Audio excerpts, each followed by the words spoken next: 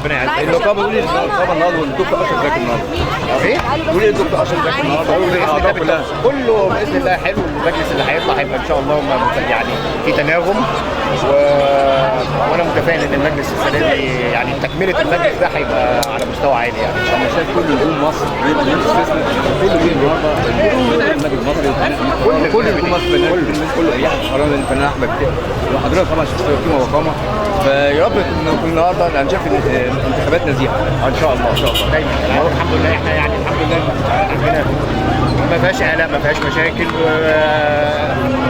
اللي بينجح بنقول له مبروك واللي بيخسر بنقول له هارد لك وان شاء الله تتعوض باذن الله في مجلس تاني وانتخابات تاني. دكتور اشرف بيقول لك ان شاء الله مبروك يا دكتور حبايبي ان شاء الله عايش متعوض ان شاء الله. وبعدين هنجيب منين؟